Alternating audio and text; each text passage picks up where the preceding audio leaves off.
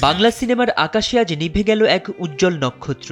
আলো ছায়া, নাচ গান আর অভিনয়ের মেলবন্ধনে যিনি গড়ে তুলেছিলেন এক সময়ের স্বপ্নময় পর্দা, সেই ইলিয়াস জাভেদ আর নেই।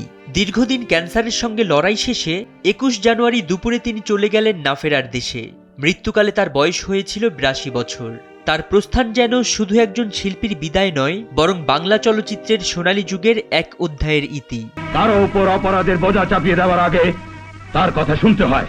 ১৯৪৪ সালে ব্রিটিশ ভারতের পেশোয়ারে জন্ম নেওয়া রাজা মোহাম্মদ ইলিয়াসই পরবর্তীতে পরিচিত হন ইলিয়াস জাভেদ নামে। কৈশোরেই নৃত্যের প্রতি গভীর ভালোবাসা তাকে টেনে আনে ঢাকায়। মাত্র ১৪ বছর বয়সে পাঞ্জাব ছেড়ে পূর্ব পাকিস্তানে আসা এই তরুণ প্রথম জায়গা করে নেন নৃত্য পরিচালনার মাধ্যমে। ১৯৬৪ সালে উর্দু ছবি মালানে নৃত্য পরিচালক হিসেবে তার চলচ্চিত্র যাত্রা শুরু। এরপর আর পেছনে ফিরে তাকাতে হয়নি।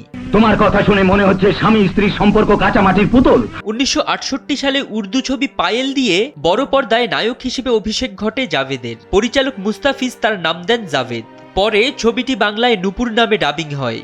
নায়ক হিসেবে শতাধিক চরিত্রে অভিনয় করা এই শিল্পীর ক্যারিয়ারের শ্রেষ্ঠ সাফল্য আসে নিশান চলচ্চিত্রের মাধ্যমে। রক্ত শপথ, কাজল রেখা, মালকাবানু সহ বহু ছবিতে তার উপস্থিতি দর্শককে মুগ্ধ করেছে। চিত্রনায়িকা অঞ্জু ঘোষের সঙ্গে তার জুটি ছিল সময়ের সবচেয়ে জনপ্রিয়।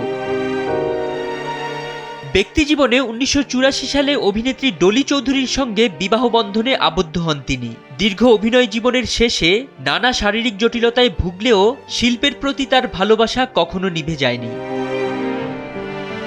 ইলিয়াস জাভেদের বিদায়ে শোকস্তব্ধ চলচ্চিত্রাঙ্গন। পর্দায় তিনি থাকবেন স্মৃতিতে, সংলাপে, গানে একজন জাভেদ হয়ে চিরকাল, এই কামনাই তার ভক্তদের মাঝে।